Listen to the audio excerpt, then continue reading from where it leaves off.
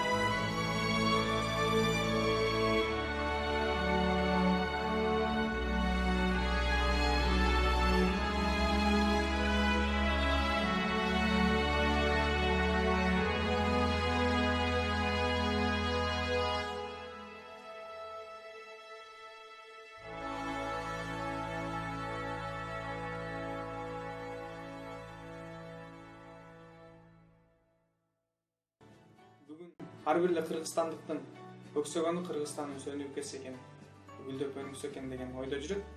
А бирок мунун жолдору ар кандай. Бул дагы бир жолу болсо керек деп ойлойм, анткени инсандар өнүккөн өлкөдө албетте мамлекет дагы, дөлөт дагы өнүгөт деген ойдо.